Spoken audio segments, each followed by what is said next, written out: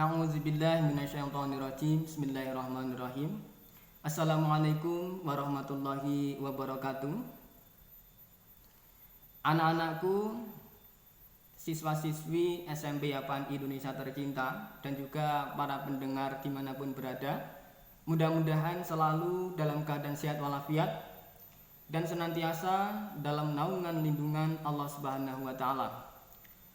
Alhamdulillahirabbil alamin, kita masih bisa berjumpa, masih bisa bertemu meskipun hanya melalui media sosial. Pada kesempatan ini kita akan sedikit mengkaji, akan sedikit mempelajari mengenai puasa Ramadan. Akan tetapi sebelum pembelajaran ini kita mulai, saya berpesan kepada para pendengar semuanya, saya berpesan kepada teman-teman semuanya, apabila nanti menjumpai kata-kata saya yang kurang benar, yang kurang tepat, saya mohon dengan sangat untuk bisa meluruskan, untuk bisa membenarkan. Tentang masalah puasa sudah kita pelajari, pernah kita belajar bahwa puasa Ramadan itu merupakan suatu ibadah yang memang diwajibkan oleh Allah Subhanahu wa Ta'ala. Perintah Allah itu tertera di dalam Al-Quran surat Al-Baqarah ayat 183 yang bunyinya kurang lebih seperti ini. A'udzubillahi minasyaitonirrajim. Bismillahirrahmanirrahim. Ya ayyuhallazina amanu kutiba alaikumusiyam kama kutiba alal ladzina min qablikum la'allakum tattaqun. Wahai orang-orang yang beriman, diwajibkan atas kalian berpuasa sebagaimana diwajibkan atas orang-orang sebelum kalian agar kalian bertakwa. Di sini jelas Allah Subhanahu wa Ta'ala menggunakan kata-kata kutiba, bukan wujiba. Kutiba ini berasal dari kata kataba yaktubu, artinya menulis. Bentuk pasifnya kutiba, telah tertulis. Allah tidak menggunakan kata wujiba yang berasal dari kata wajaba yajibu yang artinya wajib atau mewajibkan. Wujiba menjadi telah diwajibkan. Akan tetapi Allah di sini menggunakan kata kutiba, telah tertulis artinya sebenarnya. Akan tetapi di sini diartikan telah diwajibkan. Mengapa demikian? Pernah kita pelajari bahwa suatu peraturan yang tertulis dan yang tidak tertulis itu tingkat keterikatan peraturan itu lebih terikat yang tertulis daripada yang tidak tertulis. Contohnya di suatu tempat ada larangan, dilarang buang sampah di sini. Apabila peraturan itu hanya sekedar omongan dari orang ke orang, dari mulut ke mulut, tanpa disertai dengan tulisan yang terpapang di situ, maka orang-orang masih pada buang sampah di situ. Lain halnya apabila disertai dengan tulisan berbunyi dilarang membuang sampah di sini, maka orang-orang ketika akan membuang sampah di situ akan berpikir dua kali. Oh, ternyata di sini dilarang membuang sampah. Ternyata dilarang membuang sampah di area ini karena ada bukti fisiknya yaitu tulisan. Seperti itu. Bentuk peraturan yang tertulis dan yang tidak tertulis akan lebih terikat yang tertulis. Itu betapa hebatnya ibadah puasa Ramadan. Sesuai juga dengan hadis qudsi. Hadis qudsi itu hadis yang langsung dari Allah Subhanahu wa Ta'ala. Kurang lebihnya bunyinya seperti ini. Kulli amalin ibnu Adam lahu illa shaum fa innahu li wa ana ajzi bihi. Sesungguhnya setiap amal anak Adam itu adalah untuknya, untuk yang melakukan, kecuali puasa. Sesungguhnya puasa itu adalah untukku, kata Allah, dan aku sendiri yang akan memberikan pahala, aku sendiri yang akan membalas kepada orang yang berpuasa itu. Di sini betapa pentingnya, betapa wajibnya, betapa hebatnya ibadah puasa Ramadan. Lain halnya dengan ibadah-ibadah yang lain, misalnya ibadah berzikir, ibadah membaca Al-Quran, ibadah sedekah, beramal solih yang lainnya. Ibadah-ibadah itu untuk hambanya, untuk orang yang melakukan langsung. Beda dengan puasa. Puasa itu untuk Allah, kata Allah, dan Allah sendiri yang akan membalas, Allah sendiri yang akan memberikan pahala. Yang pertama mengenai tata cara puasa Ramadan. Seperti yang biasa kita lakukan, puasa Ramadan diawali dengan niat di malam hari. Waktu niat puasa Ramadan itu berbeda dengan waktu niat puasa sunnah. Contohnya Senin Kamis, itu berbeda. Puasa Ramadan, waktu niatnya dari Isya malam hari sampai dengan sebelum datang waktu subuh. Itu waktu niat puasa Ramadan. Kalau waktu niat puasa sunnah, boleh malam hari, boleh pagi hari, sebelum matahari tergelincir ke arah barat pada waktu duhur. Sebelum waktu duhur masih boleh niat puasa sunnah. Misalnya habis sholat subuh kita tidur lagi, kita bangun jam 9, jam 10. Dari pagi hingga kita bangun jam 10 itu kita belum makan apapun, belum minum apapun. Kemudian kita niatkan untuk puasa sunnah Senin Kamis, itu boleh. Tetapi kalau puasa Ramadan niatnya harus malam hari atau pagi hari sebelum subuh. Niatnya boleh hanya dalam hati dan boleh juga dilafadzkan, tetapi tidak wajib dilafadzkan. Kalau dilafadzkan bunyinya nawaitu shauma ghadin an adai fardhi syahri ramadhani hadhihi sanati lillahi ta'ala. Itu kalau niatnya malam hari, misalnya habis isya. Kalau niatnya pagi hari, misalnya ketika sahur sebelum datang waktu subuh niat, maka niatnya saya niat puasa Ramadan hari ini, bukan besok. Kalau dilafadzkan dengan bahasa Arab, nawaitu shauma yaumin an adai fardhi syahri.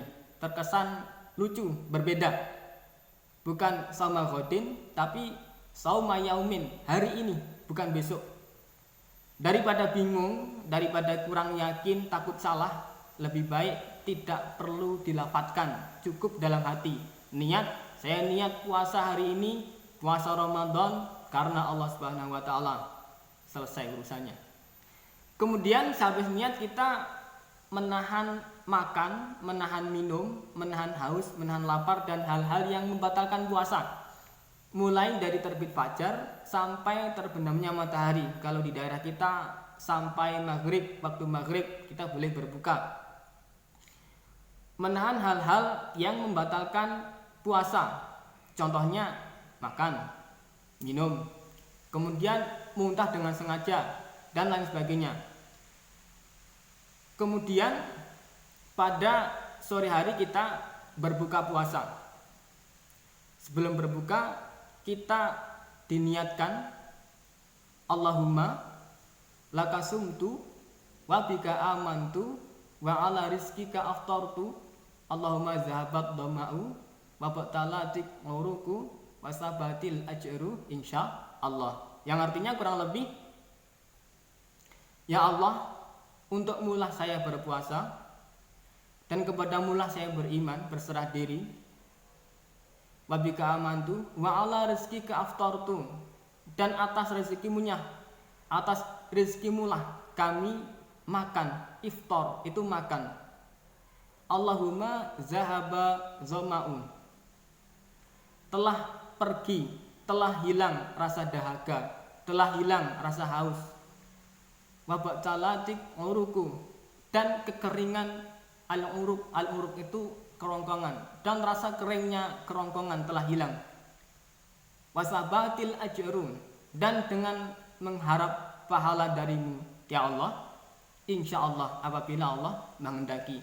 Di dalam niat buka itu sudah sesuai, di dalam niat berbuka puasa itu sudah sesuai dengan hadis tadi, yang bahwa puasa itu adalah untukku dan hanya aku yang akan membalas pahalanya, yaitu Allahumma laka sumtu, ya Allah hanya kepadamu, ya Allah untukmu aku berpuasa. Kemudian berbuka diniatkan, disunahkan dengan sesuatu yang manis, itu sunnah.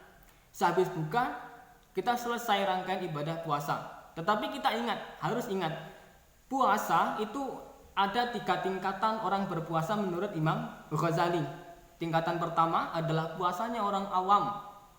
Puasanya orang awam itu puasanya pada orang-orang kebanyakan, al-awam, orang-orang kebanyakan, yaitu kayak tadi, menahan haus, menahan lapar, menahan makan minum dan hal-hal yang membatalkan puasa dari terbit fajar hingga terbenam matahari.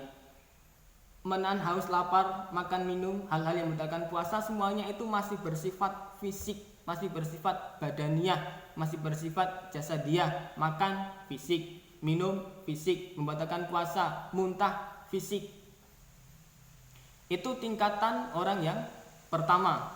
Kemudian golongan atau tingkatan orang yang kedua yaitu tingkatan puasa orang khusus, yaitu menahan lapar, menahan haus, makan, minum, hal-hal yang membatalkan puasa, dan seluruh anggota tubuh, pendengaran, penglihatan, lisan, tangan, kaki, dan semuanya untuk tidak bermaksiat kepada Allah Subhanahu wa taala.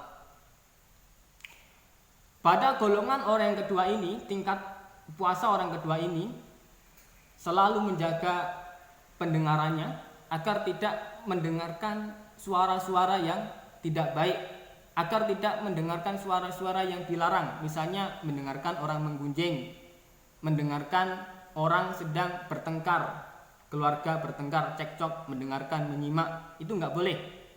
Kemudian juga menahan penglihatan agar tidak melihat sesuatu yang dilarang, misalnya mohon maaf melihat pornografi, itu nggak boleh. Kemudian menahan lisan agar tidak berbicara yang kotor, berbicara yang menyakiti hati orang lain, berbicara yang dilarang, ghibah, menggunjing, mengomong kejelekan orang lain, itu nggak boleh. Bagi orang-orang pada level kedua ini, bagi orang-orang pada tingkatan kedua ini, golongan kedua ini, melaksanakan puasa tetapi melakukan dosa, maksiat, entah itu yang tadi, maksiat mata, melihat sesuatu yang nggak boleh, maksiat lisan, kita ghibah, kita mengomong orang lain, atau maksiat telinga, pendengaran, kita mendengarkan sesuatu yang tidak baik. Pada golongan level yang kedua ini, orang-orang kedua, golongan kedua ini, sesuatu itu dianggap membatalkan puasa. Jadi bukan hanya menahan lapar, haus dan membatalkan puasa seperti muntah dan sebagainya tadi yang bersifat fisik, tetapi ini sudah bersifat batin. Kita bermaksiat, maksiat mata, maksiat telinga, maksiat lisan, semuanya itu dianggap membatalkan puasa bagi golongan orang yang kedua. Lalu bagaimana bagi golongan orang yang pertama? Apabila golongan orang pertama yang tadi berpuasa, mohon maaf, kemudian tidak sengaja atau sengaja tergoda, ya kan, ngomong orang, menggibah, menggunjing, atau mungkin mendengarkan suara-suara yang nggak baik, atau mungkin melihat sesuatu yang dilarang oleh agama. Bagi golongan orang yang pertama itu tidak dianggap membatalkan puasa, tetapi dianggap mengurangi pahala puasa. Misalnya kita dari sekolahan ke rumah, pulang sekolah, ya kan, kita membawa air dalam plastik, tetapi plastik itu bocor. Di jalan sedikit demi sedikit air akan keluar dari plastik. Sampai rumah, kalau bocornya terus menerus, tidak dibenerin, tidak dijaga, sampai rumah airnya habis total. Seperti itu pahala puasa. Ketika kita berpuasa tapi masih maksiat, bagi golongan pertama, pahalanya berkurang terus menerus, lama-lama menjadi habis, tidak mendapatkan pahala puasa. Seperti hadis, banyak orang berpuasa tetapi tidak mendapatkan pahala puasa, mereka hanya mendapatkan rasa haus dan lapar. Betapa ruginya, kita haus seharian, kita lapar seharian tetapi tidak mendapatkan pahala berpuasa gara-gara pahalanya habis sedikit demi sedikit, bocor sedikit demi sedikit dalam maksiat tadi, meskipun maksiatnya hanya sedikit. Kemudian tingkatan kedua, level ketiga, yaitu menjaga haus, lapar, makan, minum, sesuatu hal yang membatalkan puasa, dan juga menjaga seluruh anggota tubuh agar tidak bermaksiat kepada Allah Subhanahu wa taala. Selain itu menjaga hati agar tetap selalu berzikir kepada Allah, agar tidak tergelincir, terlena kepada dunia. Sekali hati itu terlena, lebih terikat kepada dunia, maka bagi orang yang golongan ketiga ini dianggap membatalkan puasa. Golongan kedua siapa aja kira-kira? Yaitu orang-orang mukhlisin, orang-orang yang ikhlas sesuatu hal hanya karena Allah. Kemudian orang-orang siddiqin, orang-orang yang benar, orang-orang yang soleh. Kemudian tingkatan golongan ketiga untuk siapa? Itu tingkatannya para nabi. Lalu apakah kita sebagai orang awam bisa berpuasa pada level kedua atau bahkan level ketiga? Bisa banget. Tergantung bagaimana niat kita, tergantung bagaimana usaha kita dalam mengekang diri kita terhadap hawa nafsu keterikatan dengan dunia.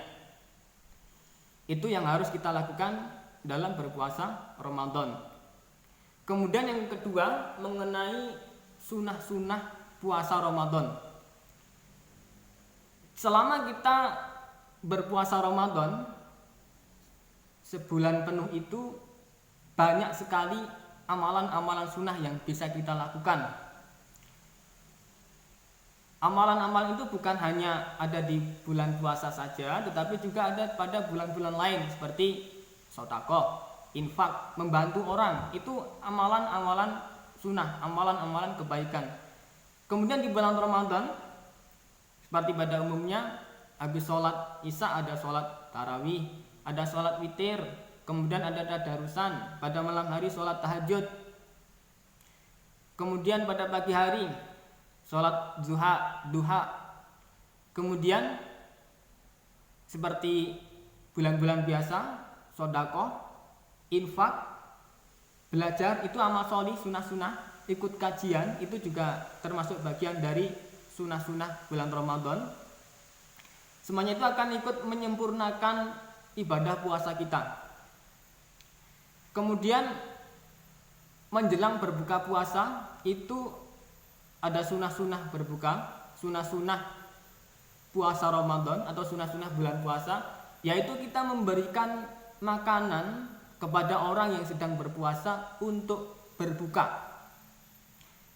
Sebuah hadis mengatakan, artinya kurang lebih begini: barang siapa yang memberikan makanan kepada orang yang berpuasa untuk berbuka, maka akan mendapatkan pahala yang sama dengan orang yang berpuasa tanpa berkurang sedikit pun. Misalnya kita berpuasa mendapatkan pahala puasa. Kemudian kita memberikan makanan kepada orang yang berpuasa untuk berbuka, kita mendapatkan pahala sama dengan orang yang berpuasa. Kita mendapatkan pahala double yang sama. Pahala puasa karena kita berpuasa, pahala puasa karena kita memberikan makanan kepada orang untuk berbuka. Itu sedikit bagian beberapa dari sunnah-sunnah puasa Ramadan. Kemudian tentang keutamaan puasa Ramadan, bahwa bulan puasa itu adalah bulan yang penuh berkah. Bulan Ramadan adalah bulan yang penuh ampunan, bulan yang penuh pahala. Ada sebuah hadis yang mengatakan bahwa pada bulan Ramadan itu amal ibadah pahalanya dilipat gandakan.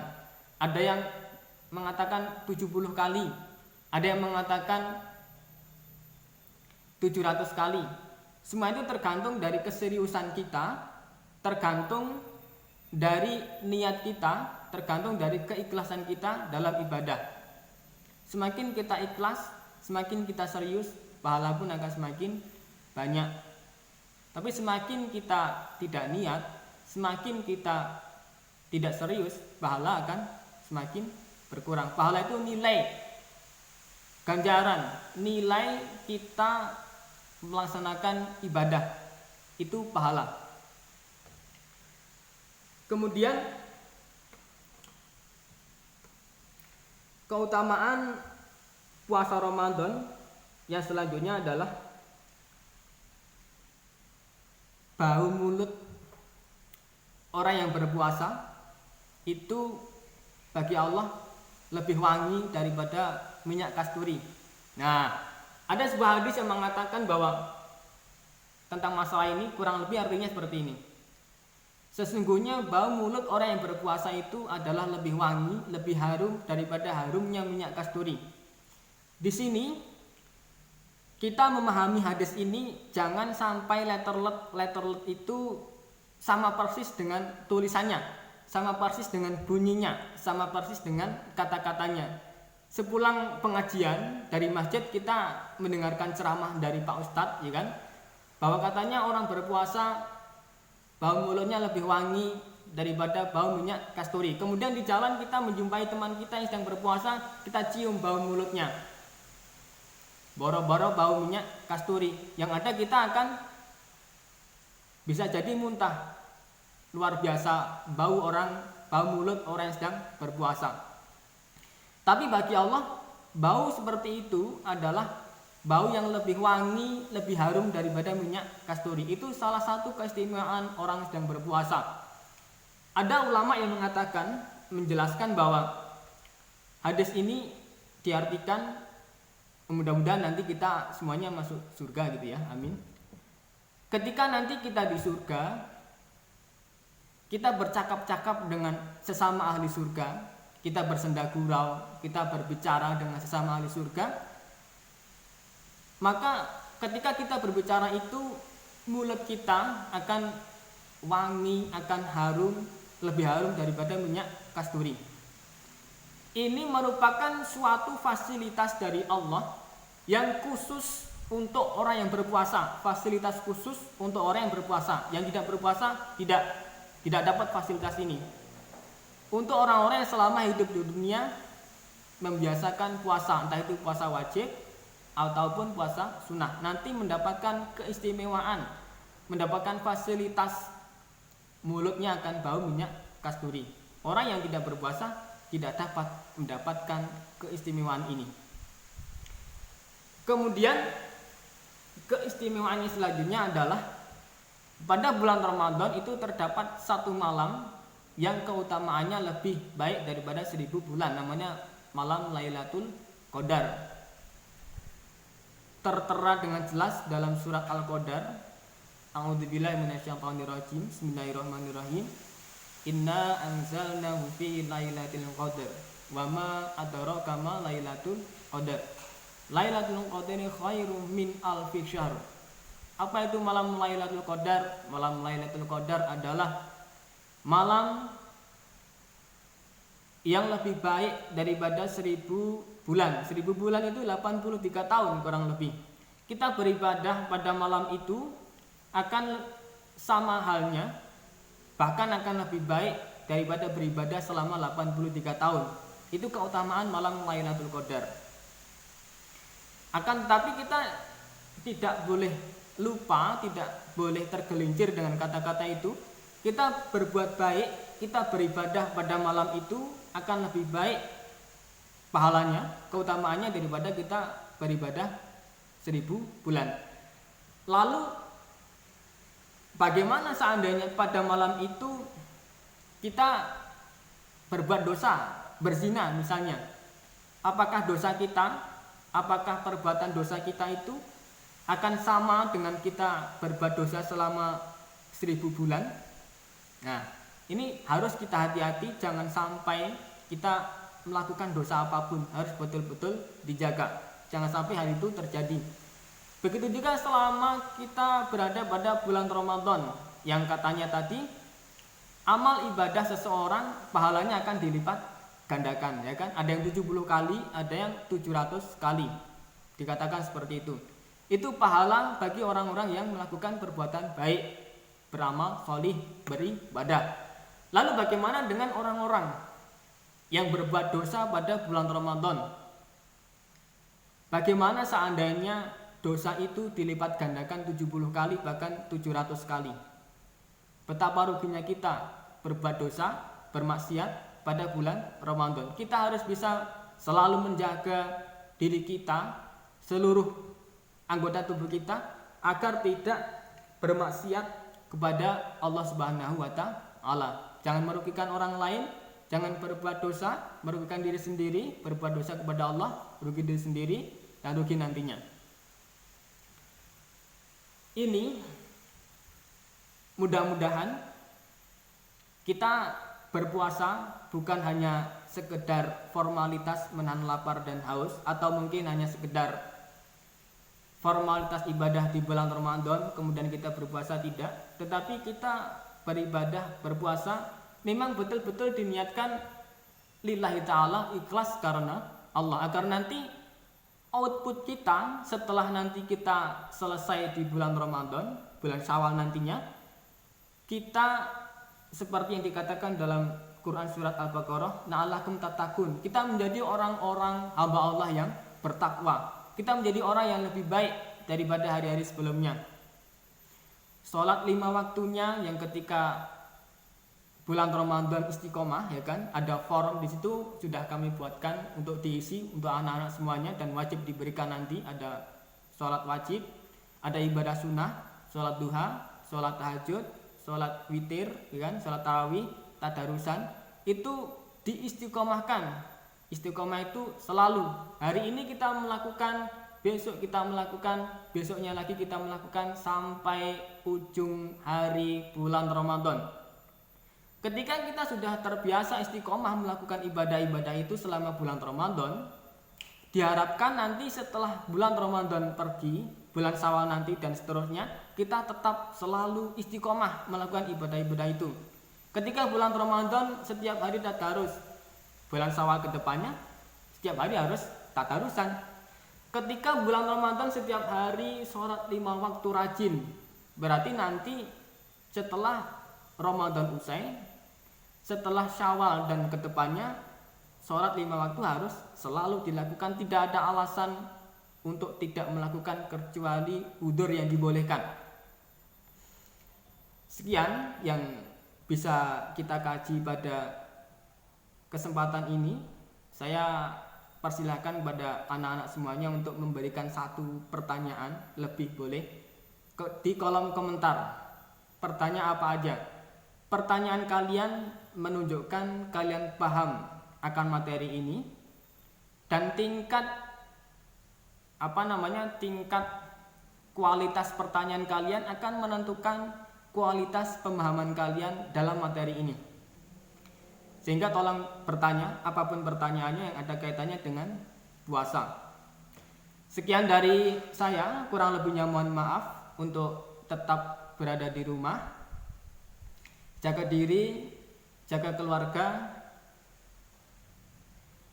dan jaga teman-teman semuanya agar selalu dalam keadaan yang baik-baik saja. Tetap di rumah dan jangan kemana-mana kecuali penting.